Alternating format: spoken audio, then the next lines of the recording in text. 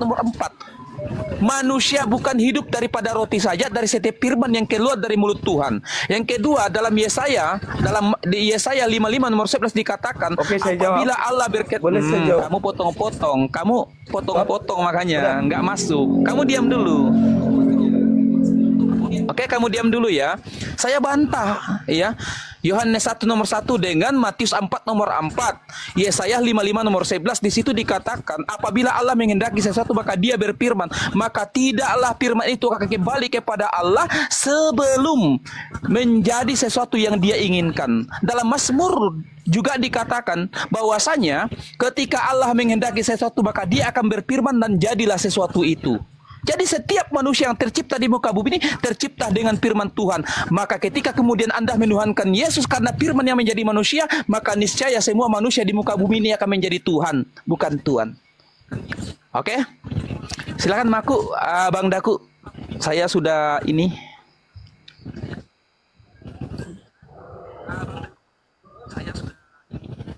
Silakan, ayat mana lagi yang Anda bawa untuk menuhankan Yesus? Enggak ada lagi.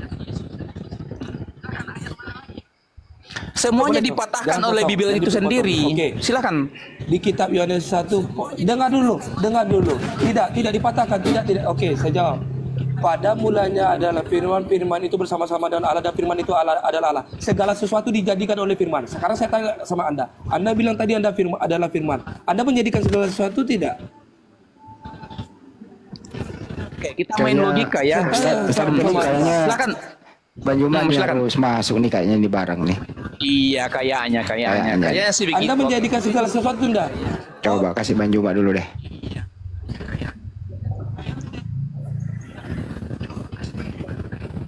Silakan Bang Juma coba.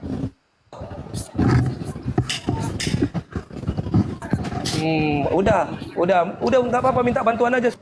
Anda membawakan ayat. Satu-satu Bang Jun. Coba cek suaranya Bang Juma. Udah masih di jalan apa udah di rumah? Cek. Oke, Udah di kamar. Udah mantap. Cakep. Iya. Saya mau tanya ini teman yang ada di sini yang Kristen, yang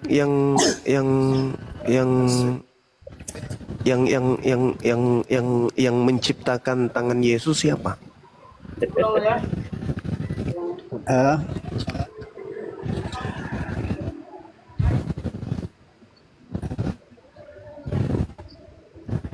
Yang menciptakan tangan Yesus.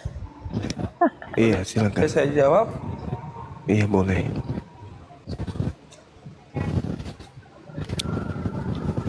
Aduh. Ya boleh saya jawab? Aduh Andreas, kau nanti sama Bang Juma kau bawa selatan lah. Aduh Andreas ya. Saya jawab. Saya sudah tadi sama Bang Felix. Yang sama menciptakan siapa tangan ini? Yesus itu adalah Tuhan sendiri, Allah sendiri. Iya, tahu yang Mengimani, dengar. Kami mengimani, dengar. Kan saya bilang tadi, ya, jadi bukan Yesus yang ciptakan tangannya gitu. Kristen jadi manusia, sama seperti kita, dia makhluk lemas, sama seperti kita. Berarti Yesus bukan Bapa itu sendiri kalau gitu ya? Secara daging iya diciptakan. Ya betul. Saya amin. Yesus bukan Bapa itu. Saya amin itu. Berarti Yesus ini adalah Bapa, Firman dan Roh Kudus. Bapa, Yesus dan Roh Kudus. Berarti Yesus ini adalah itu. Tuhan Firman atau manusia? Firman. Yang mana yang betul? Firman Tuhan, firmannya Allah. Firman yang menjadi manusia, firman Bang. Tuhan. Gak usah diputar-putar, Bang. Iya, Gak usah diputar-putar. Firman yang jadi manusia. Berarti bukan Tuhan kan ya? Oke, saya balikkan. Firman bukan Tuhan atau bukan? Firman Tuhan. Bukan lari ke situ, saya nggak bahas firman. Saya tanya sama Bang. Saya tidak bahas firman, Ya kan? saya bahas Abang bilang tangannya tadi? Yesus. Aduh, Anda. Saya tidak bahas firman. Saya tidak bahas firman. Saya tanya tangannya jawab, Yesus loh padahal. Tangannya Yesus yang saya tanya, bukan firman. Firman itu perkataan Tuhan, bukan tangan Yesus. Oke, saya Berarti pemain dulu coba Andreas. Coba Andreas. Yo, selamat malam, Bang Suma. Iya, Malang. Wah, Gimana, Bang? saudaraku. Iya. Iya. Ya, Yang bagaimana? menciptakan tangannya Yesus siapa, jari-jarinya? Ya, kalau kita apa ya namanya untuk membahas tentang itu mau secara detail ya, menciptakan kepala Yesus atau pokoknya keseluruhan Yesus lah itu. Ya, secara Tangannya aja, Bang. iya, maksudnya secara tertulis itu tidak ada itu definisi penciptaan Yesus itu secara sistematis ya. Jadi Yohanes 1 nomor 3 itu siapa itu? Yang mana bunyinya itu Bang Kusuma? Oleh Dia segala sesuatu diciptakan. Oh, Firman itu yang menciptakan segala Oh, sesuatu. berarti bukan Yesus. Iya betul. Itu kan sudah jelas konteksnya kan bahwa yang Udah selesai. Oke ya, saya anu dulu ya bahwa yang menciptakan itu adalah Firman. Jadi tidak ada sesuatu yang terjadi di muka bumi ini atau yang jadi tanpa Firman dari Allah atau Tuhan kalau dalam Bapa. Saya kira seperti itu. Berarti termasuk Yesus ini ciptaan kan? Karena itu cuma Yesus ini kan dikatakan di pasal 14-nya itu ya Bang Suma ini ya banyak ayat ya dia paham, dia tahu, dia kan ya di situ kan dikatakan Firman itu telah menjadi kuku, menjadi tulang, menjadi daging, menjadi gigi, menjadi rambut. Ya maksudnya semuanya tidak komplit ya, menjadi Yesus itu bagian dari Firman ya kan. Berarti Yesus ciptaan kan ya? Ya secara itu apa namanya di sini kan intinya bahwa Firman itu yang menjadi ya kan. Iya, kalau itu kita semua paham. Iya. Tuhan berfirman maka jadi. Ya betul. Itu kita semua paham. Masalahnya ini tangan Yesus, kakinya, kepalanya, rambutnya, giginya itu adalah ciptaan. Betul ya? Dari Firman itu yang menjadi itu kan dari apa Firman dari Allah yang menjadi giginya, pokoknya menjadi keseluruhan di dalam diri Yesus itu. Iya, berarti posisi dalam hal ini posisinya sebagai ciptaan kan ya? Boleh dikatakan seperti itu untuk memahami. Silakan Bang Felix. Ya, Sudah diakui kok ciptaan, udah selesai. Iya, selesai sudah. Cuma begini ya, inilah maksudnya saya sampaikan sama abangku Bang Suma bahwa Suma ini kan lebih besar untuk mengedukasi kita. Memang kebanyakan juga ya yang Kristen itu kan pengetahuannya tidak sama. Kayak saya ini dengan siapa tadi itu John ya? Iya, Martinus ya. Jadi memang untuk memahami konteks atau makna bahasa kalimat itu ya tergantung dari kemampuan pola berpikir orang ya. Nah, seperti itu. Jadi memang kita ada namanya perbedaan-perbedaan atau selisih-selisih pendapat, tetapi ya itu hanya karena perbedaan dari keterbatasan kita, bukan berarti ya mungkin tujuan kita sama. Seperti itu ya.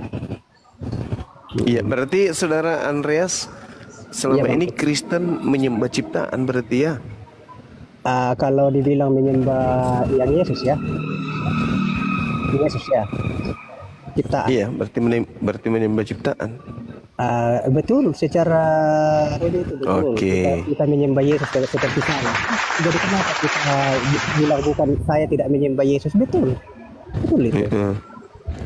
Berarti Kristen harus mengakui itu bahwa Kristen ya memang selama ini menyembah ciptaan ya. Saya tidak setuju. Saya tidak setuju Bang. Anda menarik saya kan.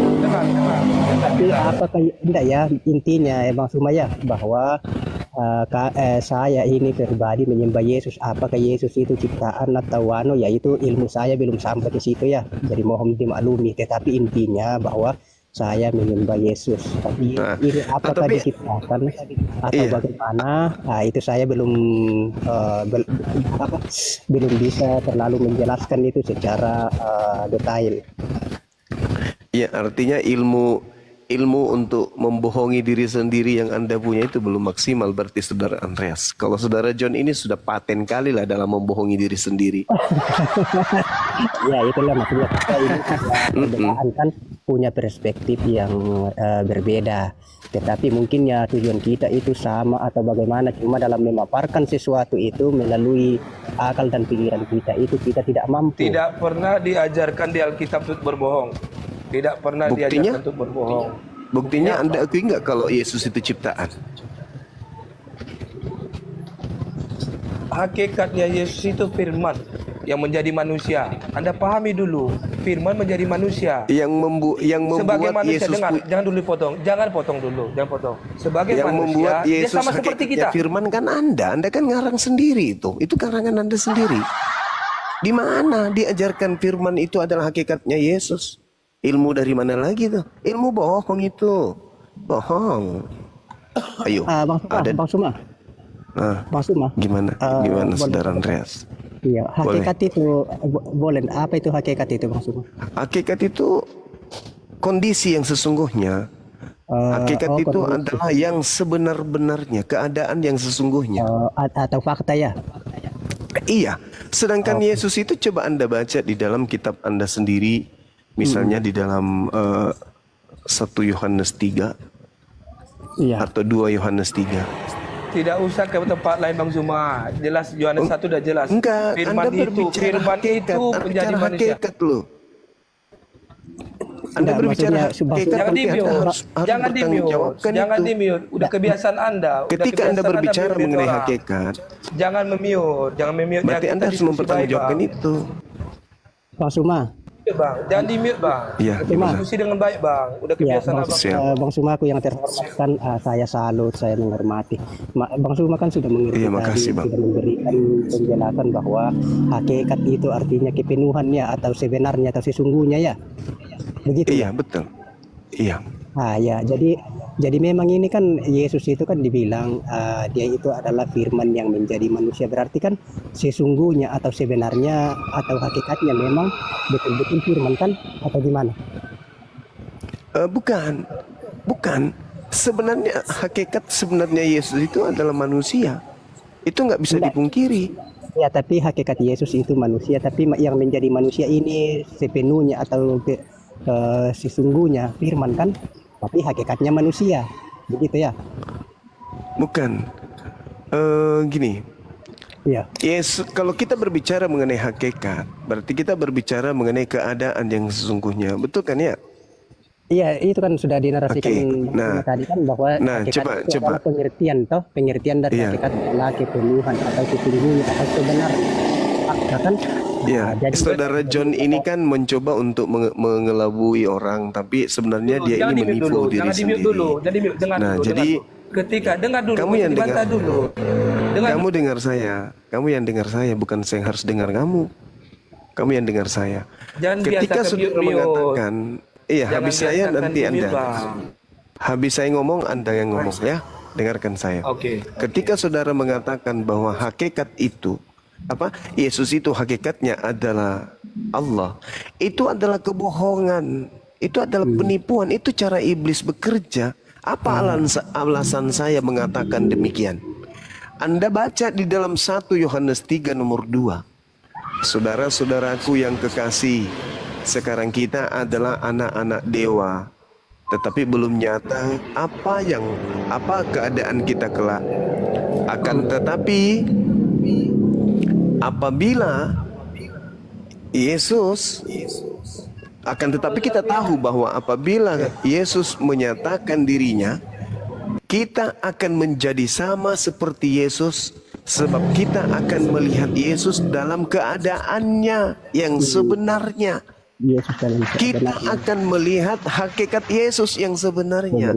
Ternyata hakikat Yesus yang sebenarnya itu adalah sama seperti kita, manusia. Kok kemana-mana?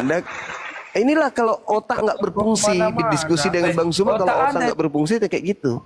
Kutanya dulu sama saudara. Kutanya dulu. Hakikat itu apa? Coba Anda jawab. Saya jawab. Hakikat. Saya jawab. Ya, hakikat adalah ketika Tuhan Yesus ketika Yesus Kristus datang ke dunia, dia memiliki itu dua apa? hakikat. Dia memiliki dua hakikat. Sudah mulai menipu diri sendiri. Bagaimana mungkin? Hakikat itu cuma satu pada setiap segala sesuatu itu memiliki hakikat yang sesungguhnya. Hakikat hakiki. Jangan di-mute dulu. Kok satu benda dua hakikat mana? Jangan di-mute. Bang Suma. Iya. kalau saya dengar pemaparan Bang Suma, itu saya tidak ada itu yang menurut saya itu keliru, tidak ada. Itu memang betul, cuma ya inilah maksudnya orang yang menalar ya itu Ya, sesuai dengan pengetahuan. Iya, sesuai dengan pengetahuan. kalau John ini kebiasaan berdusta dia, nipu, saudara John ini. Iya, jadi saya sampaikan ya contoh tadi kan sudah Bang Suma katakan, kan ada orang menghakikatkan bahwa Yesus itu adalah hakikat dari Allah kan, artinya Yesus ini adalah menurut mereka bahwa Allah sendiri kan, itu saya sendiri itu saya bantah itu. Enggak, itu betul, itu enggak salah itu. Mana mungkin Yesus itu hakikatnya adalah Tuhan. Sedangkan Bible Allah. sendiri Begini, hakikatnya Allah. Yesus itu adalah manusia. Bible sendiri yang mengatakan loh itu. Enggak, maksudnya begini ya, saya sampaikan ya. Ini kan kita tadi bahwa hakikat itu kan sepenuhnya atau keseluruhannya atau fakta. Jadi kalau Yesus ini ada orang mengatakan bahwa itu ada hakikatnya adalah Allah sendiri, ya itu aja saya juga masih ini ya, masih kurang. Harus kita bantah itu. Tidak sepaham karena apa? Iya, Nyata-nyata di sini tadi yang kita sudah narasikan tadi bahwa yang menjadi Yesus itu adalah firman, bukan Allah yang menjadi Yesus, tetapi firmannya Allah lah yang menjadi Yesus. Jadi Allah itu mempunyai firman dan ada roh. Jadi yang jadi manusia di sini firman, bukan Allah. Betul enggak Bang Suma? Iya, betul. Nah, oke. Lanjut. Nah, sekarang orang-orang Kristen ini selalu mendudukkan Yesus sehakikat dengan Allah. Padahal hakikat itu kan keadaan yang sesungguhnya. Nah, di dalam Bible 1 Yohanes 3 nomor 2, hakikat sesungguhnya Yesus itu adalah manusia. Tidak mungkin pencipta langit dan bumi sehakikat dengan manusia, nggak mungkin. Jadi kalau ditanya apa hakikatnya Yesus, bacakan 1 Yohanes 3 nomor 2. Kita dengan Yesus itu sehakikat. Jadi hakikat Yesus itu bukan Tuhan, tetapi manusia. Demikian. Iya betul, bahwa hakikat Yesus itu waktu sudah nyata ini dilihat dengan mata tadi kan, itu sama dengan kita kan, berarti seperti manusia. Itu kan hakikatnya waktu di dunia kan. Cuma Yesus ini adalah firman yang menjadi manusia atau menjadi diri Yesus. Itu saja loh. Jadi tidak susah-susah untuk dipahami kan. Bagaimana Bang Suma? Iya, sebenarnya segala sesuatu yang ada di atas muka bumi ini itu pada mulanya adalah firman. Betul, itu kan dalam Kejadian pasal 1 ya kan, Bang Suma itu lebih tahu bahwa yang waktu Allah menciptakan atau Tuhan yang menciptakan itu kan melalui firman-Nya. Nah, jadi kalau Tuhan berfirman kan jadilah, maka jadilah apa yang Dia mau ciptakan kan melalui firman-Nya. Itu loh. Berarti segala sesuatu pada mulanya adalah firman. Firman, itu yang dimaksud pada mulanya adalah firman. Jadi kalau tidak ada firman, tidak ada yang terjadi, tidak ada sesuatu. Betul. Ya kan? Makanya firman ini juga yang menjadi manusia. Bukan juga berarti keseluruhan firman bukan juga berarti bahwa firman ini keseluruhan dari Allah yang menjadi manusia. Berarti sudah bisu dong Tuhan kalau begitu. Iya kan? Iya. Betul artinya bukan pabrik perkataan yang menjadi manusia. Iya, sama juga waktu ini kan bumi ini Allah berfirman. Berarti waktu jadi Allah ini yang menjadi manusia, menjadi bumi atau menjadi langit, bukan kan? Tapi firman-Nya Allah yang menjadikan. Begitu. Jadi begitu untuk memahami itu. Jadi banyak di sini yang salah mungkin ya, itulah kurang pengetahuan atau bagaimana. Makanya kan sudah jelas di situ. Yesus ya kan? Ciptaan. Benar. Itu. Jadi segala sesuatu itu awalnya dari firman. Bukan juga berarti bahwa waktu menjadi firman, firman Allah ini utuh yang menjadi itu, bukan. Berarti ya bisu dong Allah kalau begitu. Cocok enggak masuk. Cocok, masuk akal.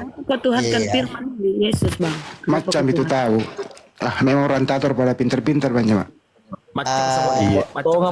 Toga moto. Nah, ini tadi saya sudah sampaikan kan bahwa saya sudah lama di sini tadi, tapi abangku yang terhormat Bang Suma mungkin belum masuk atau menyimak atau bagaimana, saya kan tidak tahu. Jadi itu kan saya sudah menjelaskan tadi kenapa saya menuhankan atau itu kan saya sudah paparkan tadi itu. Cuma saya meluruskan dari sini karena yang tentang firman ini masih bengkok-bengkok, orang baru ngotot begitu. Iya. Saya kira begitu saya. Oke, lanjut Bang Suma. Silakan. Tidak, lanjut. Tadi Saudara John kalau mau naik silakan dinaikkan lagi. Tapi tolong jangan Anda memotong orang lain. Di saat Anda mengatakan jangan dipotong lah, sementara Anda motong-motong. Pelan-pelan aja diskusinya, pelan-pelan diskusinya. Naik aja. Silakan. Ya, mohon izin Kanda Zuma. Iya, silakan. Mau iklan dulu ya. Teman-teman di 1,6K penonton, tolong ya, di samping nama narasumber kita itu ada tanda plus. Itu diklik aja teman-teman ya, biar Komal ini kuat juga ya. Selain itu yang punya koin 1 itu ada love orange di samping nama host. Tolong diklik aja, itu butuh 1 koin aja untuk menjadi tim penguat Komal dari Bang Handi Selebes. Di samping itu, tolong teman-teman juga tap-tap layar. Nah, itu bisa menguatkan Komal kita juga dari penombak-penombak yang kita tidak kenal ya. Terima kasih. Stay tune. Saya tidak tahu itu namanya tombak-tombak ini. Mata dan dia 5 aku tombak-tombak. Bang Eta Muslim apa? Pakai bahasa dulu kah? Astaga.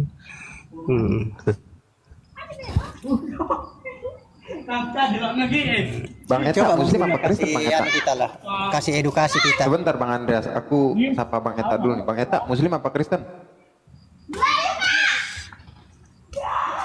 Bang Eta, dari suaranya aku izin turunkan ya. Muslim apa Kristen Bang Eta? Salam Bang. Ogi. Salat boleh. Iya, Islam. Ogi itu apa Bang Zuma? Si kampung Kak. Bantu. Iya, alhamdulillah. Saya suka menyimak saja Bang. Silakan dilanjut. Iya. Baik, makasih. Tapi terrokok nak kan di kebat itu. Tapu itu kata ya.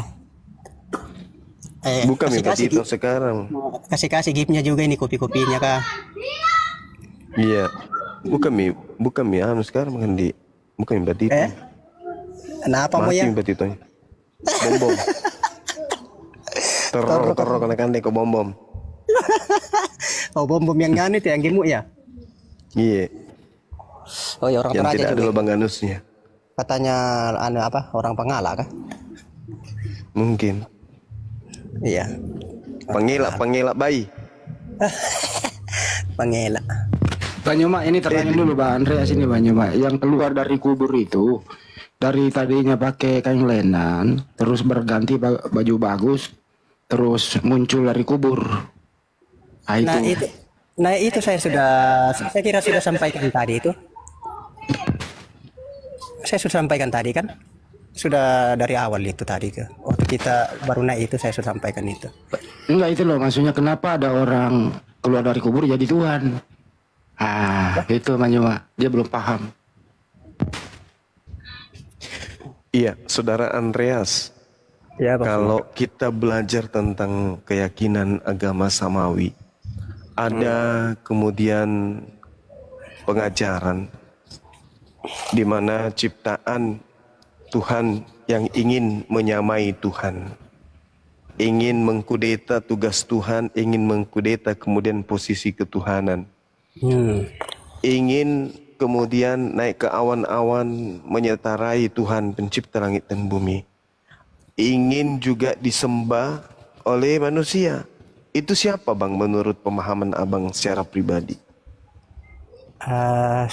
Kalau saya menangkap katanya Zuma itu min kudeta ya, artinya kan mau mengambil alih ya. Iya.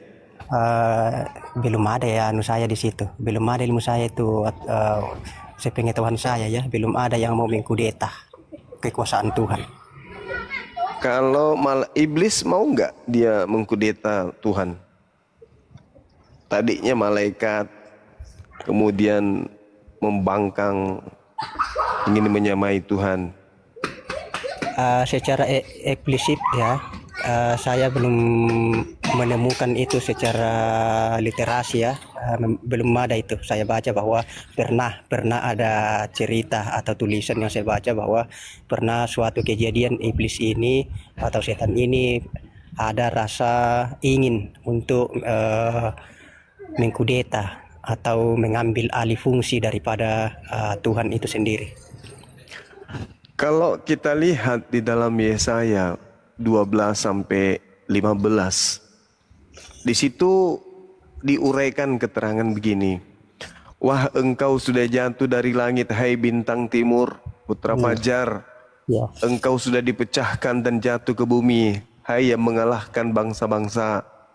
Engkau yang tadinya berkata dalam hatimu, aku hendak naik ke langit, aku hendak mendirikan kerajaanku, mengatasi bintang-bintang Tuhan, dan aku hendak duduk di atas bukit pertemuan jauh di sebelah utara. Aku hendak naik mengatasi ketinggian awan-awan, hendak menyetarai, hendak menyamai Tuhan yang maha tinggi. Itu siapa itu, Bang? Itu setan ya, setan. Nah, kalau kita simak di sini setan. Ya. Setuju enggak? Ini kan hanya tanggapan saya dari narasi Bang Suma yang terhormat begitu kan, saya cuma bukan itu apa benar apa tidak itu benar enggak kalau bilang setan. Kalau tradisi Yudaism, karena itu kan kitabnya orang Yahudi, dalam tradisi Yahudi oknum ini disebut Helal bin Zakar atau mereka menyebutnya Lucifer, berarti iblis kan, bintang fajar. Nah, iblis kan, iya, Lucifer. Nah sekarang kalau kita melihat karakteristik iblis ini, itu ingin supaya dia memotong hubungan Tuhan dengan manusia. Ingin manusia itu hanya berhubungan dengan dirinya, menganggapnya Tuhan, beribadah kepadanya, menghentikan ibadah manusia kepada Tuhan, dan memalingkan manusia untuk beribadah kepadanya. Maka kekuatan yang muncul adalah bagaimana dari dua aspek iblis dan aspek manusia bersatu padu untuk kemudian melakukan satu prosesi keadaan di mana Tuhan sudah dikudeta oleh sebagian manusia melalui tangan-tangan iblis. Sehingga sebagian di antara kita anak keturunan Adam bukan lagi menyembah kepada pencipta, tetapi menyembah kepada ciptaan. Tidak mungkin iblis itu berkata, wahai anak keturunan Adam, aku ini adalah iblis, sembahlah aku. Nggak mungkin. Nah, siapa di antara orang-orang yang kemungkinan besar bisa dipakai namanya oleh iblis agar manusia bisa terpedaya dan tertipu?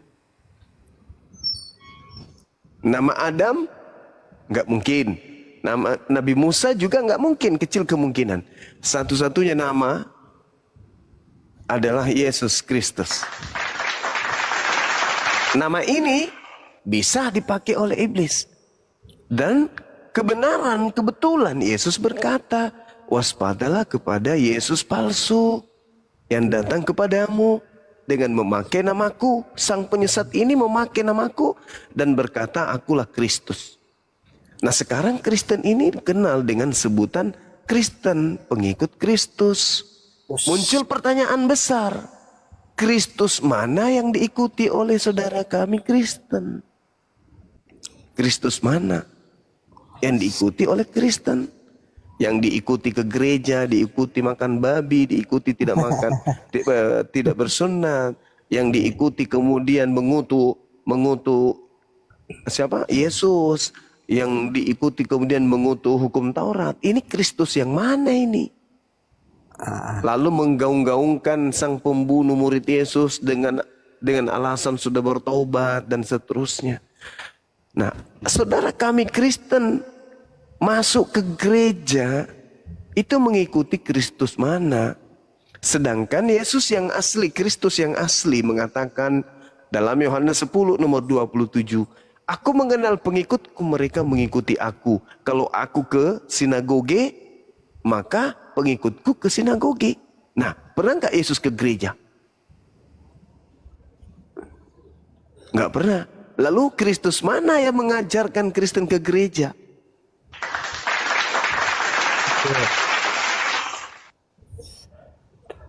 Oke ya. Silakan. Ini kan tempat ibadah ya, itu sinagoge ya. Ya, tempat suci. Nggak boleh masuk orang yang tidak bersunat ke dalam. Tempat suci kan, atau bait Allah. Kita bisa samakan begitu ya. Bait Allah ya. Baitullah, betul. Iya. Sinagoge ini bahasa apa Bang Suma? Sinagoge itu bahasa Yunani. Oke, tapi intinya bahwa dalam bahasa Ibrani mikdas. Ya, tapi maksudnya sinagoge ini adalah tempat bait suci ya, bait suci Allah ya. Ya begitu ya. Iya, betul. Oke, jadi gereja ini kan kita juga mengimani, kami mengimani, maksudnya mengimani bahwa itu adalah suatu tempat yang suci. Ya, lanjut. Ya, cuma kalau sinagoge kan bahasa apa tadi dari sana? Yunani ya. Kalau di Indonesia kan istilahnya gereja. Kalau bahasa Inggris apalagi kan. Jadi cuma intinya kan ya diimani bahwa gereja itu adalah tempat bait suci begitu. Saya kira tidak ada masalah. Saudara, kalau kita lagi-lagi kita berujuk kepada agama samawi, kalau berbicara mengenai kesucian, maka ada dua aspek. Yang pertama, suci jasad ini suci. Yang kedua adalah hati, dalam arti kata hati. Yang ketiga adalah tempat kita beribadah. Nah, orang disebut suci ketika seluruh rangkaian perintah-perintah untuk menghilangkan najis itu ditiadakan pada diri manusia. Makanya dikenal mandi tahir, dikenal sunat hati, dikenal sunat kulub. Itu rangkaian apa? Untuk mensucikan diri, untuk menghilangkan ketamean atau kenajisan kita. Jadi kita nggak boleh tame, itu yang pertama. Ya, kedua, tempat ibadah kita itu kudu bersih dari hal-hal yang tame, najis. Makanya dalam Yesaya 52 nomor Yesaya 52 nomor 1 itu nggak boleh orang-orang yang tidak bersunat masuk ke dalam kota kudus. Bahkan kalau kita lihat dalam Yehezkiel 44 nomor 9, tidak boleh orang yang tidak bersunat itu masuk ke dalam bait suci. Tidak boleh. Apalagi pakai alas kaki. Tidak boleh. Orang yang tidak mandi junub, orang masih pengaruh minuman keras masuk ke situ, nggak boleh. Jadi tidak pantas kalau kita merujuk daripada definisi kudus itu, tidak pantas gereja itu disebut tempat suci. Nggak pantas. Karena di situ tempat kumpulnya tame, orang yang najis. Karena orang najis itu adalah orang pemakan babi, pemakan anjing, orang yang tidak mandi junub, orang yang tidak wudu, orang yang kemudian tidak disunat. Betul. Makanya Paulus sendiri mengatakan dalam Galatia 2 nomor 14, orang yang tidak bersunat adalah orang yang hidup secara kafir. Itu kata Paulus. Sedangkan orang kafir nggak boleh masuk ke dalam bait suci, nggak boleh. Dan coba kita lihat fenomena yang ada. Orang-orang Yahudi ketika mereka mau tefila, mau ibadah mereka nggak bisa masuk ke dalam gereja. Nggak mau mereka. Mereka malah milih lebih ke masjid atau musola ketika mereka mau ibadah. Karena mereka menganggap bahwa gereja itu adalah rumah berhala. Makanya prosesi-prosesi sembahyang yang dilakukan oleh saudara Kristen, mohon maaf, itu tak ada perintah. Semua hanya dibuat-buat seperti hari Minggu, masuk ke sana pakai sepatu, kemudian bernyanyi, dan seterusnya. Itu nggak ada contoh dari Yesus yang kayak gitu. Gitu Bang. Iya betul. Maksudnya ini kan gereja itu, apakah kita sepakat bahwa itu adalah suatu tempat untuk dikatakan bait suci dalam bahasa Indonesia? Kalau tadi sinagog. Sinagog. Iya. Kalau saya nggak setuju Bang, nggak setuju saya Bang. Karena di situ berkumpul orang-orang pemakan makanan yang disajikan kepada berhala. Contoh, bagaimana Tuhan murka di dalam Yesaya 66 nomor 15, 16, 17. Aku Tuhan akan datang membawa api dan aku akan membakar habis semua pemakan babi. Kenapa demikian? Karena babi itu adalah makanan yang dipersembahkan oleh orang-orang pagan terdahulu kepada berhala-berhala, kepada dewa-dewa mereka, pada roh-roh yang mereka sembah. Jadi salah satu makanan yang disukai oleh jin atau setan itu adalah babi. Gitu Bang. Orang selalu mempersembahkan babi kalau beribadah mereka orang-orang dulu. Kalau Tuhan kemudian secara langsung mengatakan jangan engkau makan jangan engkau makan tikus, jangan engkau makan biawak, itu haram bagimu. Ya meskipun tanpa dikatakan jangan makan, orang juga malas makan. Hanya orang-orang rakus yang makan tikus itu. Tapi karena babi ini dagingnya itu nikmat, enak dagingnya itu. Karena kenapa daging babi itu dikatakan nikmat? Karena dia DNA-nya itu mirip dengan manusia. Mirip dengan daging manusia itu babi. Makanya Tuhan mengharamkan makan babi. Nah, kalau ada orang makan babi itu bukan orang suci. Yesus ketika mengusir setan, banyak kok binatang di situ. Kenapa harus ke babi? Nah, itu dia Bang, salah satu hikmahnya. Jadi saya simpulkan, mohon maaf, gereja itu tidak layak disebut tempat suci. Karena pertama, di situ berkumpul orang-orang yang tidak pernah mandi junub, tidak pernah mandi tahir, kemudian menyembah kepada makhluk. Lalu kemudian mereka tidak sunat, mereka makan makanan yang haram. Dan di sana bukan menyembah Tuhan, di sana menyembah makhluk Tuhan, ciptaan Tuhan. Oke. Begitu saudara. Oke, jadi saya tanggapi sedikit ya. Silakan. Maksudnya di sini kan zaman itu atau waktu para nabi kan, ya makanan itu ya termasuk yang sudah babi dan lain sebagainya kan memang banyak yang haram ya, diharamkan. Ya itu kan haram pada zaman itu, ya pada zaman itu. Tapi waktu ini kan sudah ada namanya Yesus kan. Jadi kalau kami Kristen itu sudah merujuk ke Yesus itu. Jadi ajaran Yesus itu. Bang Rokin, thank you. Apa yang ini kan? Apa yang tadinya diharamkan. Setelah Yesus itu ya sudah ada yang sebagian ya yang tadinya diharamkan sudah dihalalkan seperti itu. Saya kira juga ada itu di dalam Al-Quran itu, cuma saya tidak tahu itu kan. Isa itu mengatakan begitu, apa yang diharamkan Tuhanmu itu aku kan menghalalkan sebagian. Iya. Salah kalau tidak salah ya, ada ayat. Ada. Nah, sekarang permasalahannya saudara. Jadi berarti mana perintah Tuhan kepada Kristen untuk menghalalkan atau mengharamkan, Kristen jangan kau makan ini, itu haram bagimu. Ada nggak perintah Tuhan atau firman Tuhan yang datang kepada kaum Kristen?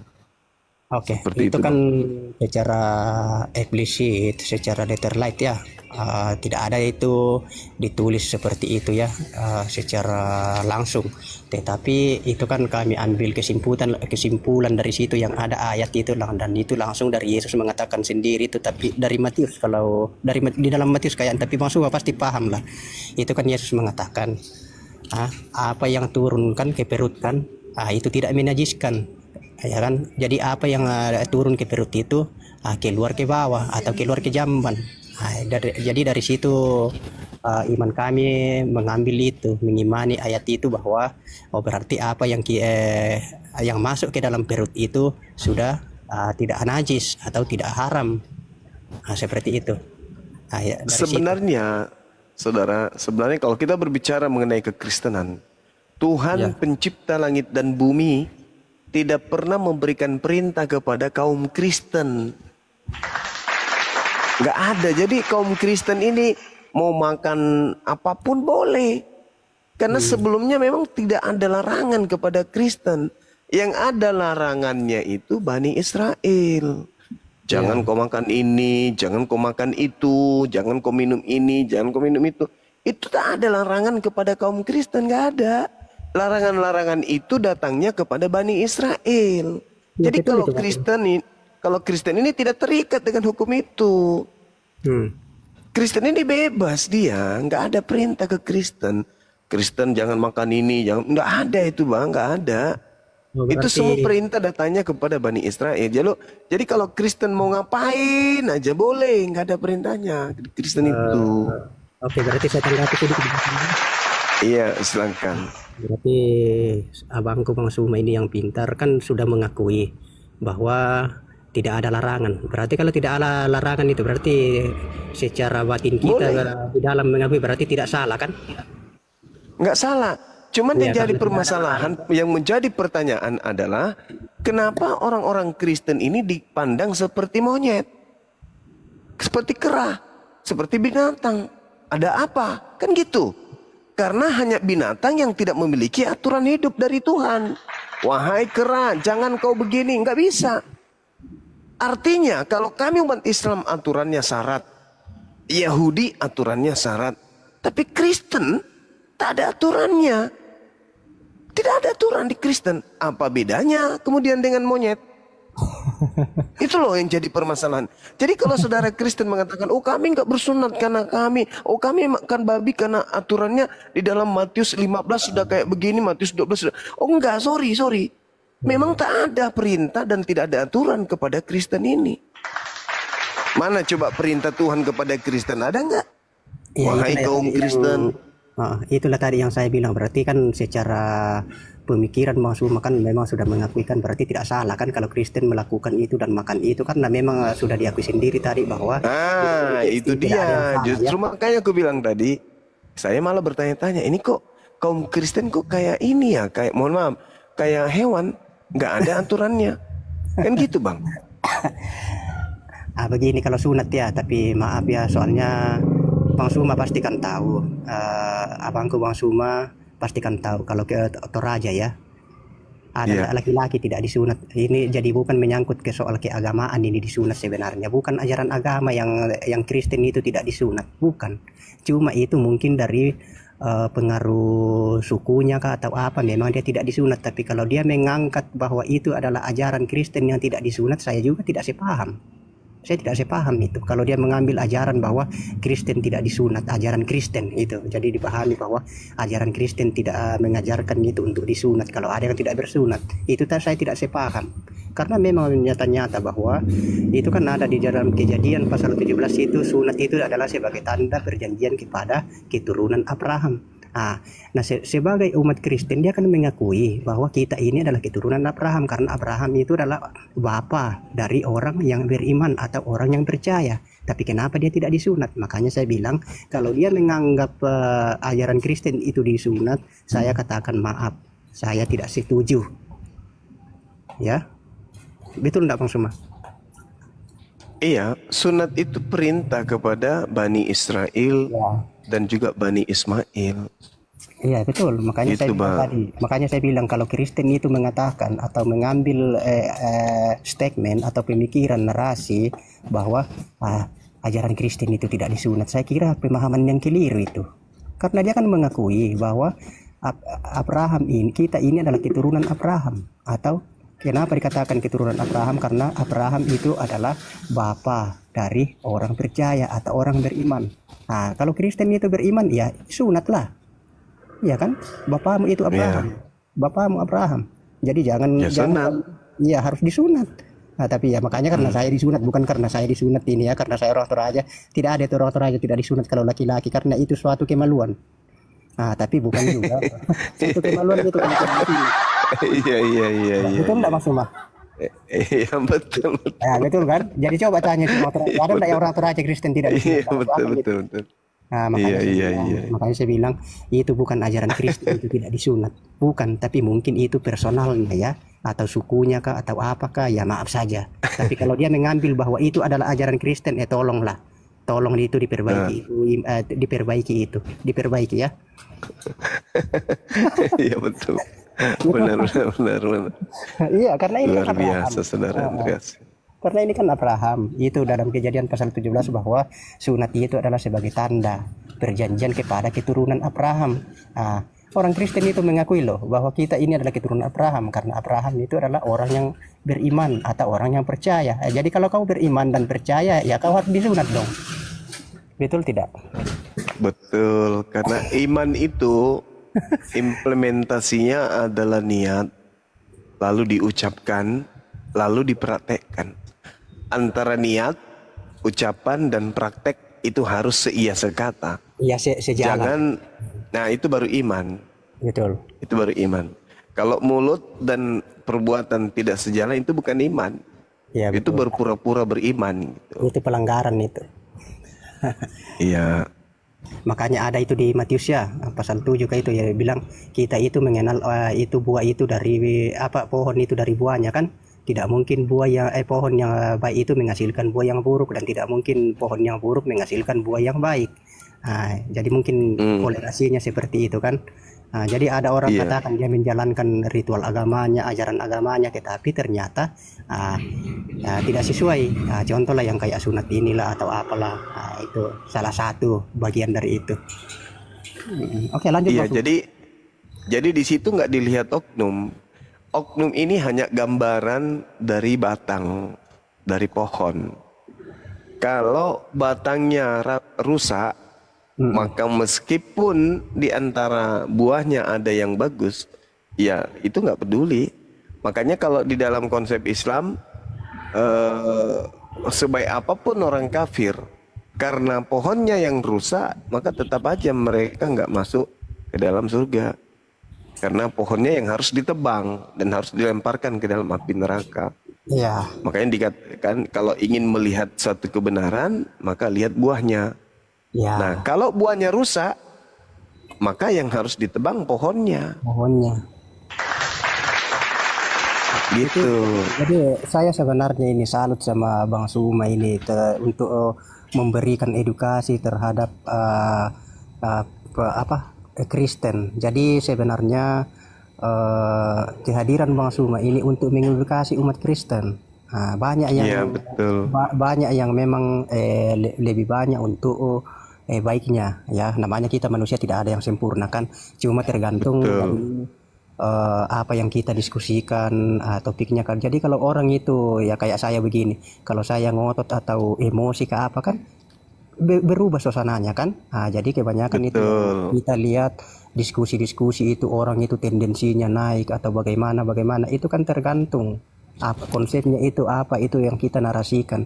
Tapi kalau ketika kita bicara tentang baik buruknya, ya contoh lah kayak saya begini aman aja ya, Bang Suman begini-begini, saya juga ndak gitu kan. Malah lebih bagus yang baiknya, dan itu memang sesuai juga dengan keimanan saya, seperti itu yang dinarasikan. Betul. Di mana rumah Bang Sumah? Jadi nanti kalau ke Makassar ya saya bisa lewat-lewat lah. Di Sudiang rumah saya. Oh, Sudiang. Saya di di Bulu Rokeng, Rokeng itu yang kehutanan itu. Sama berarti. Iya, di kehutanan itu ada saya di situ, ada saudara-saudara. Jadi saya kalau ke Makassar saya lewat di Bulu Rokeng itu ya. Nanti ketemu Bang, kalau ke Makassar informasikan aja, nanti jumpa kita minum kopi, ada warkop di depan kehutanan itu situ. Dia. Jadi persatuan itu kita memang kedepankan. Perbedaan itu adalah kembali kepada pribadi, karena namanya perbedaan kan itu bukan menjadi suatu tolak ukur untuk kita mau karena kita berbeda maka di situ kita mau memusuhi atau tidak. Betul. Sejak Banyuma edukasi itu yang mualaf itu ya disyaratkan beliau sudah 1.772 setengah ya, ini termasuk Pak Andreas gitu. Siapa nih? Wah, enggak, begini intinya itu bahwa kita ini namanya di dunia ya, selagi masih ada di ini dunia pasti perbedaan itu akan ada. Jadi kita harus memaknai Jangan sampai karena kita berbeda maka ada diskriminatif atau permusuhan atau lain-lain pikiran. Biasakan aja itu perbedaan. Ya, jadi kayak saya ini ketemu Bang Suma, saya hormat, saya salut, bukan saya dasarkan bahwa saya ini berbeda, saya menjauhi, tidak. Semoga mungkin ya teman-teman saya juga yang masih berbeda saya, yang berbeda saya, muslim atau apa, ya rangkullah kami ini yang minoritas, ya. Rangkullah kami yang minoritas, kasihilah kami, berikan kami edukasi yang baik, bukan dengan kekerasan dan lain semacamnya lah. Jadi mari kita satu, Bhinneka Tunggal Ika. Ya. Tapi Pandar benar sekali, Bang. Tapi Pandar Rias ini, kalau saya tadi mengamati dan narasi-narasi Bapak tadi, jangan sampai nanti seperti yang Bapak tadi ayat yang Anda angkat itu. Apa itu, Bos? Bahwa pohon yang baik itu menghasilkan buah yang baik. Iya. Artinya Bang Suma di sini adalah pohon yang baik. Nanti kalau Pak Andreas ikut, jadi ikut nanti dong. Oke, kalau kita berbicara atau membahas kepada pohon, kan pohon itu banyak. Jadi contohnya Bang Suma ini saya sudah mengakui bahwa Bang Suma ini ibaratnya kalau pohon ya, tapi Suma ini kan manusia. Tapi kita bawa dalam analogi, ibaratkan bahwa kalau pohon ini Suma adalah pohon yang baik, iya kan? Ya. Dan saya juga ya termasuk pohon yang baik. Tapi ya, kemarin karena pohon itu bukan tunggal ya. Tapi kemarin saya lihat waktu saya pulang ke Tator di Rantepau, Pak Andreas manjat pohon durian nggak bisa turun, gimana itu? Lanjut. Kita ini kemana-mana. Jadi kalau nanti ini ya teman-temanku yang muslim di sini, terutama Andi Selebes atau siapa Bang Suma, kalau bisa nanti saya ajak kita jalan-jalan kita untuk piknik-piknik atau bagaimana ya, melalui saya begitu. Nah kita ini orang Toraja nih Pak Andreas. Saya orang Sangal sama Bang Suma ini. Ya maksudnya kita ada saya ikut dari situ juga. Ya artinya kita kumpul-kumpul lah begitu artinya. Boleh, itu narasi saya tadi saya sampaikan, jangan karena perbedaan kita itu saling ada sesuatu yang kurang berkenan, membuat yang tidak diinginkan atau bagaimana. Jangan itu, jangan. Tuhan ini kan satu, mengasihi kita semua. Cuma kita makhluknya ini yang banyak, dan karena kita banyak makanya ada perselisihan, ada perbedaan. Tapi kalau kita itu Gini aja deh Pak Andreas, diskusi lagi Pak Andreas. Ada nggak ajaran Islam yang tidak kau sukai atau mau bertanya tentang Islam? Coba tes Banjuma. Saya ini ya, mungkin sejak saya ini diskusi sama kalian masuk di Komal, terutama Bang Suma ini adalah guru paling besar di ya sekarang kan. Ada ndak pernah di sini saya rungkat atau bagaimana kan? Ndak ada saya keluar kata-kata yang tidak baik atau mengkoreksi atau bagaimana kan? Karena apa? Jiwa saya itu adalah independen, nasionalis.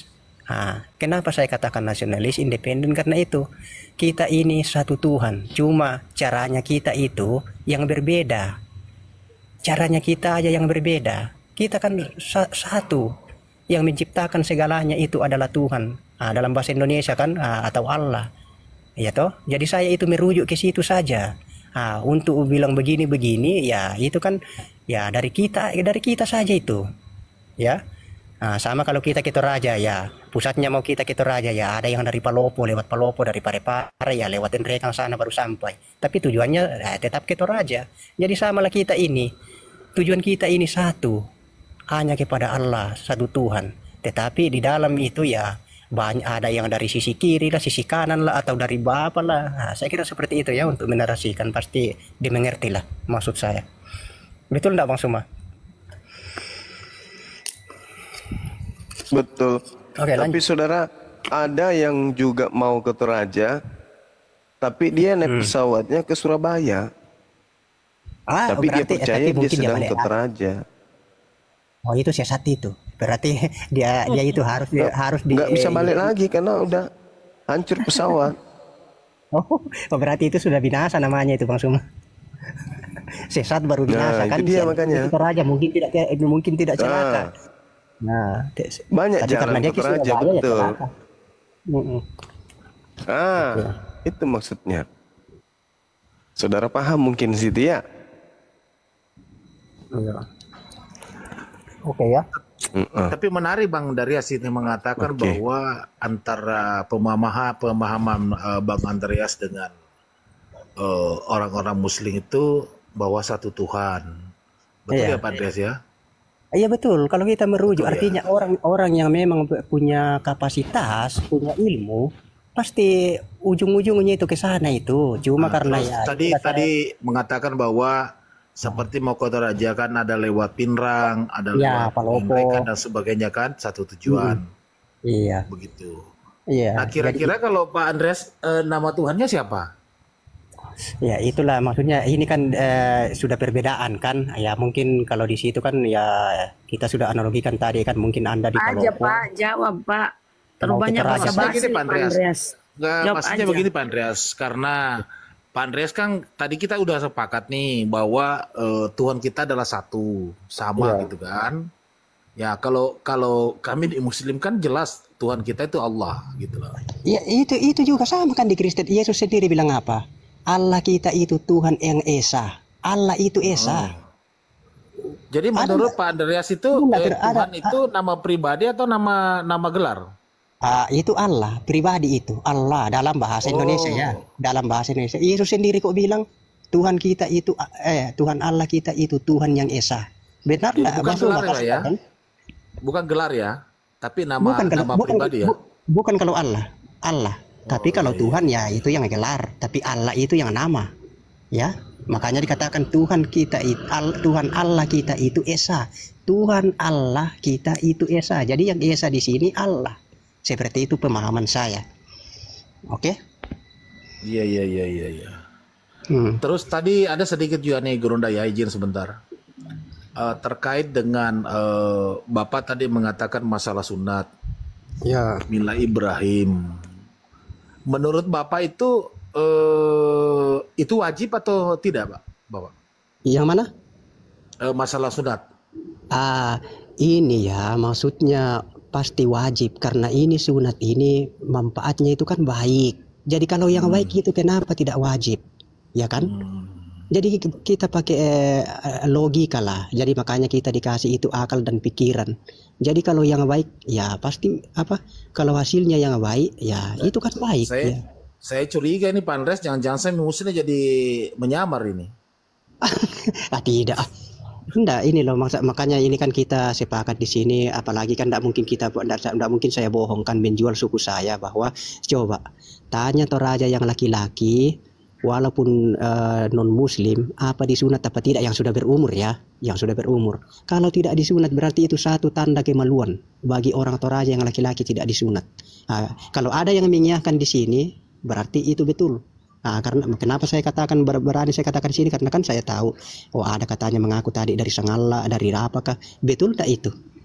Coba tanya orang Kristen di sana, yang non muslim di sana itu disunat enggak? Yang sudah masuk umur ya. Jangan tanya yang balita. Oke. Nah, dan itu juga fungsinya itu kan baik. Bersih. Berarti bertentangan dengan pengajaran Paulus ya Bang ya. Ya kalau baca di Galatia 5:2 itu Bang. Apa kata Paulus? Sesungguhnya aku Paulus berkata, sebentar dulu Bang, ada terlalu banyak ngomong dari tadi. Oke, lanjut. Sesungguhnya aku Paulus berkata kepadamu, jikalau kamu menyunatkan dirimu, Kristus sama sekali tidak akan berguna bagimu. Nah, coba ditanggapi Bang itu, karena menurut Paulus Yesus nggak berguna lagi kalau kau sunat, silakan. Soalnya saya juga begini kan, bukan mengartikan bahwa sunat itu hanya satu, artinya tertuju hanya kepada khitan ya, mungkin ada sunat yang lain ya.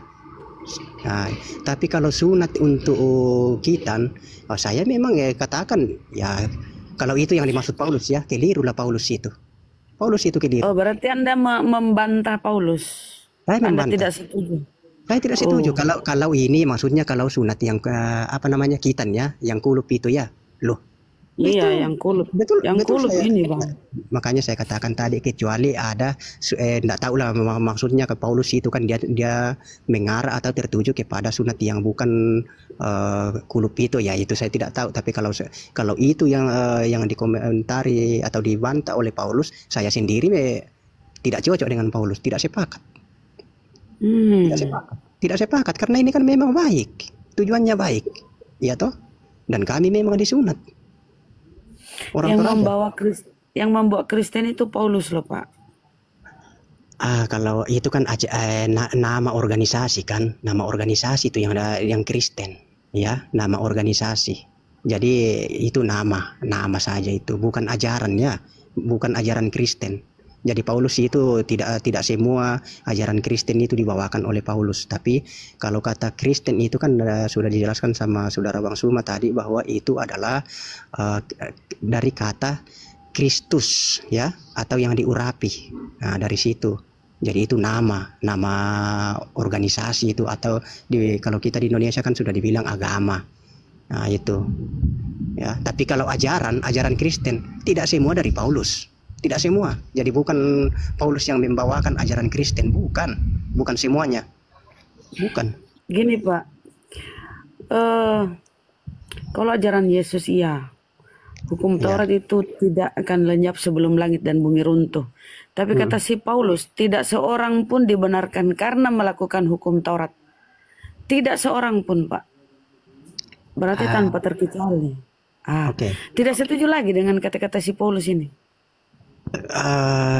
Itulah saya katakan, itu kan perspektifnya Paulus. Apa maksudnya? Ya itu kan saya tidak tahu apa maksudnya Paulus mengatakan itu, ya kan? Apa maksud dia? Tetapi ketika kita cross check dalam kehidupan sehari-hari, ya ternyata ya memang ya saya katakan ya saya sendiri begini ya. Ada yang tidak kecocokan dengan statement Paulus. Contoh kayak begitu kan, Yesus sendiri mengatakan, aku datang bukan untuk menedakan hukum Taurat, tetapi untuk menggenapi.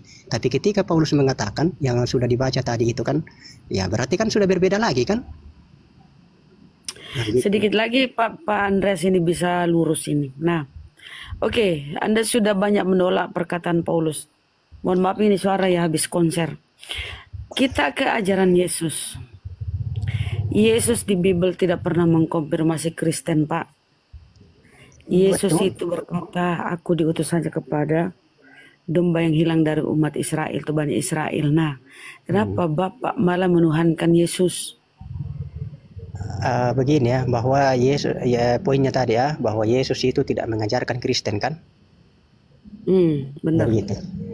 Kata Kristen ini kan maksudnya itu nama kan, nama. Jadi Kristen itu belum ada. Itu kan kata Kristen itu muncul setelah Yesus sudah tidak ada di dunia. Kristen ya kan? itu artinya apa? Menurut Bapak, Kristen itu apa? Nah, ya Kristen itu kan diambil dari kata Kristus. Pengikut ya. Kristus kan? Ya, pengikut Kristus. Atau yang diurapi. Ya. Anda mengatakan pengikut Kristus. Kristen pengikut Kristus. Iya, atau Yesus Kristus. Sementara Yesus itu atau Kristus atau yang diurapi tidak pernah mengenal Kristen. Berarti ini cinta bertepuk sebelah tangan ya. Yesus tidak pernah mengakui Kristen. Yesus tidak pernah menyatakan diri dia juru selamat bagi Kristen. Kalau kita baca di dalam Bible Perjanjian Baru, Allah membangkitkan juru selamat bagi orang Israel, yaitu Yesus. Jadi tak satu pun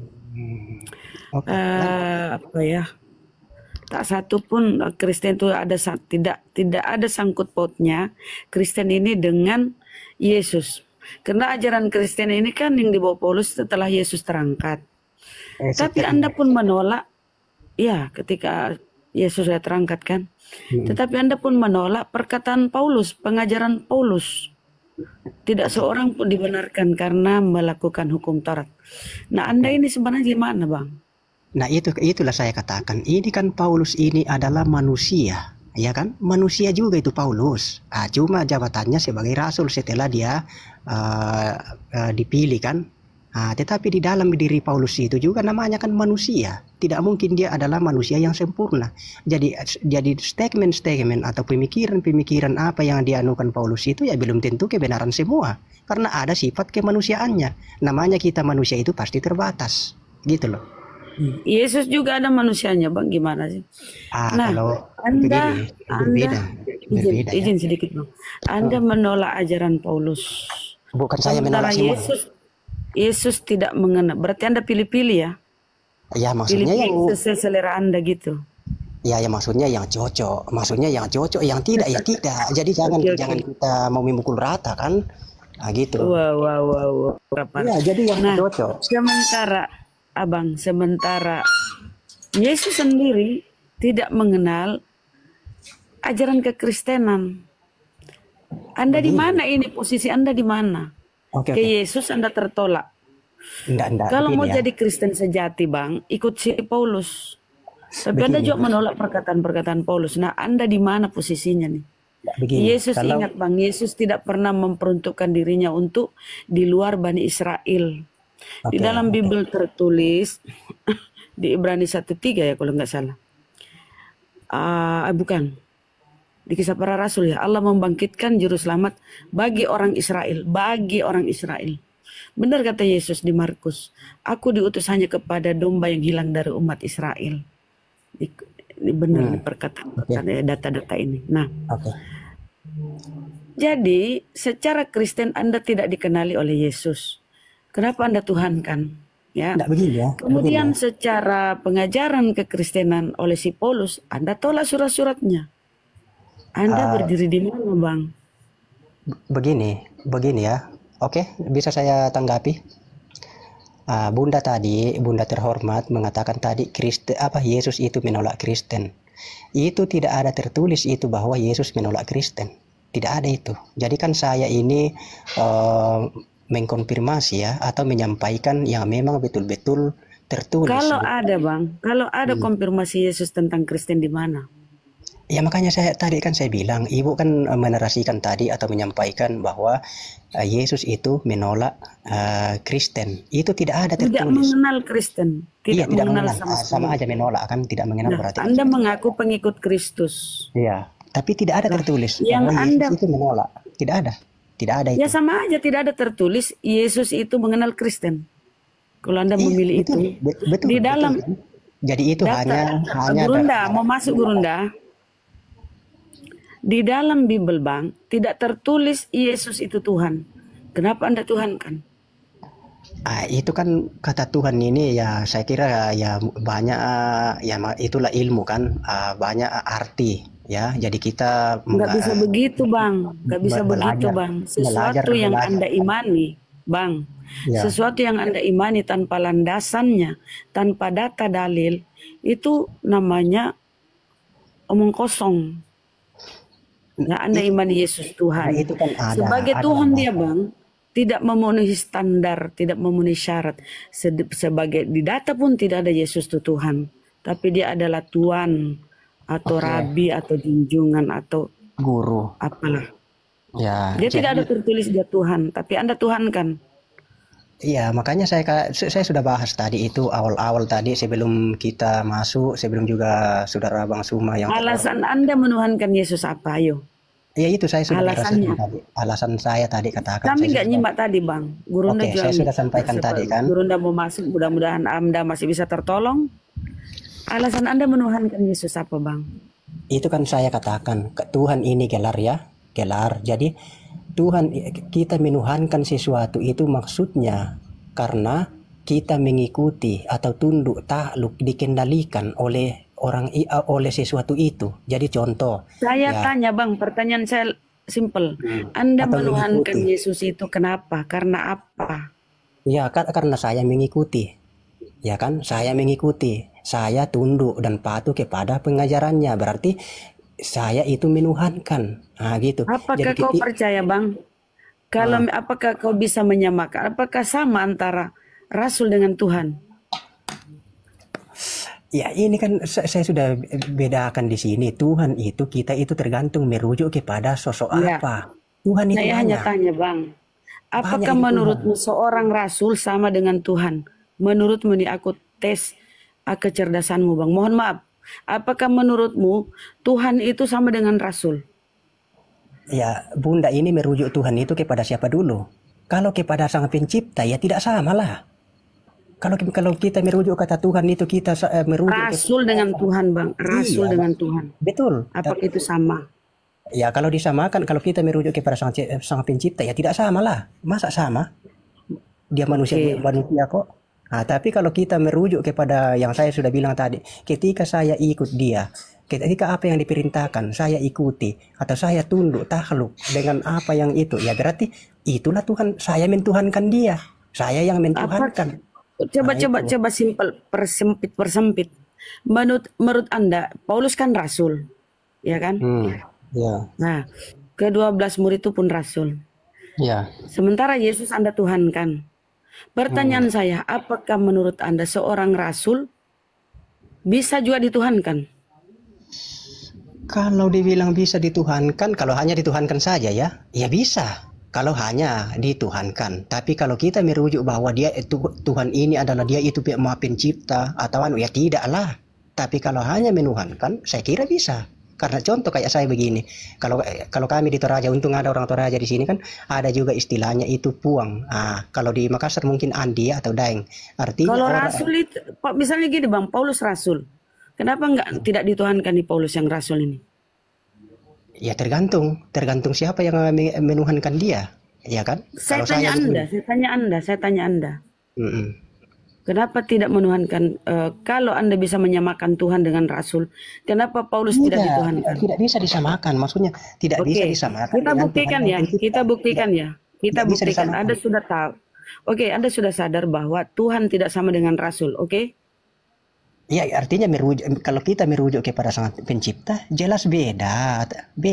Kalau Yesus? Kalau Yesus? Saya kan sudah katakan tadi, apapun kita bisa tuhankan, apapun. Yesus bisa dirasulkan, bisa Yesus disebut rasul. Ya kalau itu ya ada nggak tertulis Yesus itu rasul, Yesus itu nabi. Kalau makanya nabi aku bilang Paulus ini seorang rasul. Tidak Anda tuhankan karena dia rasul.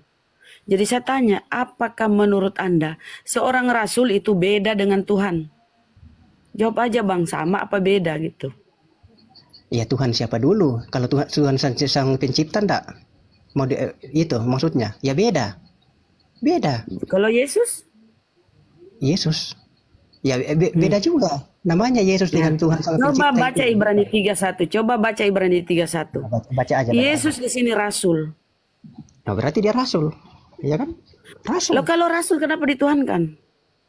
Nah, itu tadi kan Bunda ini tidak menyimak ya.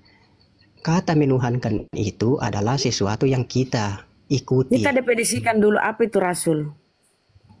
Apa itu rasul? Kalau kami itu rasul itu kan artinya itu adalah pemberita, ya, pemberita Injil, ya, itu rasul, penyampai, pemberi, pembawa kabar keselamatan di dalam diri Yesus Kristus, itu rasul. Jadi gitu. Aduh. Jadi menurut kamu rasul ini bisa kau tuhankan juga ya? Ya tergantung saya. Kalau saya memenuhankan dia ya bisa. Tapi kalau saya mau mensamakan bahwa dia adalah Tuhan Sang Pencipta, tidak. Si Paulus pun rasul, penyampai berita kan, ajarannya kan ada. Terus kenapa nggak ada yang tuhankan? Kenapa nggak ada yang menuhankan? Cuma kita kan surat-suratnya itu 13 loh. Kenapa nggak Anda tuhankan? Dia pun rasul. Ya secara bahasa, seandainya dia ada, baru saya ikut dengan apa yang dia sampaikan kepada saya, apa yang dia perintahkan kepada saya, baru saya memang patuh, mutlak tunduk kepada apa Yesus. Bang, Yesus yang rasul di dalam Bible Ibrani 3, pandanglah kepada rasul dan imam yang kita akui yaitu Yesus. Dia rasul dalam Biblemu. Pertanyaan saya, kenapa rasul ini kau tuhankan Bang? Kau tuhankan Yesus kan? Betul. Nah, dari mana ini seorang rasul dituhankan Bang? Saya kan sudah bilang tadi. Aduh, enggak ini ya, bolak-balik saya ini. Kenapa itu? Berarti rasul kita itu kau samakan dengan Tuhan ya Bang ya? Ya, tidak saya samakan dengan merujuk kepada Sang Pencipta. Tidak, bukan, tidak sama. Siapa di sini pencipta? Bukan ya, Yesus. Allah. Oke. Kan yang pencipta. Tapi kenapa? Oke, definisi Tuhan apa dulu? Kau Tuhan kan Yesus, padahal dia rasul. Definisi Tuhan apa? Ya kalau Tuhan itu kan maksudnya ini ya, yang kita ikuti, kita takluk, kita tunduk. Aduh, kan? Definisi Tuhan apa Bang? Kita buka KBBI ya. Oke, coba bacakan. Oke.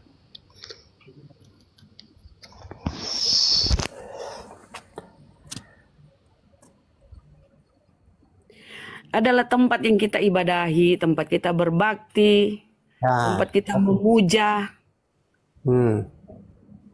lanjut. Itu ya. Jadi kok ibadahi Yesus, Bapak gimana? Oke. Itu kan sudah jelas toh definisi Tuhan kepada kita berbakti, kita memuja kan?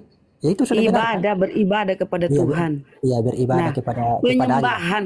Penyembahan. Ya, Iya, betul kan? sementara dia di Bibelmu rasul. Iya, tapi kan ada di situ itu kepadanya kita berbakti, toh kepadanya kita berbakti, ya kan? Jadi saya ini kan ada berbakti. Masuk Gurunda. Rasul bang, rasul. Definisi rasul. Coba baca Wahyu 1 nomor 1. Inilah wahyu Yesus Kristus yang dikaruniakan Allah kepadanya. Yesus menerima wahyu, berarti dia rasul, bukan Tuhan bang. Data di Bible tidak ada yang menunjang Yesus itu Tuhan. Loh, Tuhan, Mbak. Kurios. Oke. Bunda, saya sudah katakan tadi, kalau Bunda itu pikirannya atau hatinya tertuju bahwa Tuhan ini ditujukan kepada Sang Pencipta, memang kita tidak akan ketemu. Saya juga sudah mengakui bahwa itu bukan. Terus kenapa Yesus kau Tuhan kan bang? Bukan. Tuhan apa? Enggak, Bapak Tuhan Pencipta. Yesus Tuhan apa? Ya itu kan tadi saya sudah bilang, Bunda sendiri sudah membaca di situ. Apa itu menuhankan? Itu kepadanya kita berbakti kan? Atau apa tadi? Salah satunya berbakti kan? Tuhan kan? itu yang kita ibadahi bang. Ya, Kita beribadah kan? kepada Tuhan. Ya. Sementara yang kau Tuhan kan Yesus. Padahal Bapak ada. Bapak ini Tuhan apa? Ya, Hanya Tuhan mencipta. Sang Pencipta, penguasa. Penciptanya aja. Kau tidak beribadah kepada Tuhan Sang Pencipta. Saya juga beribadah juga kepada Dia. Berarti dua Tuhanmu. Oh, enggak masalah, Tuhan Sang enggak masalah Pencipta itu. sama Tuhan Yesus. Terus Oke, apa oke. Tuhan berapa Tuhanmu? Ya enggak masalah. Cuma enggak masalah kalau saya mau berapa Tuhan. Ya enggak masalah memang bang. Ya, enggak masalah. Cuma kita itu doktrin harus dogma. harus kita itu tahu di sini bahwa kita itu bertuhan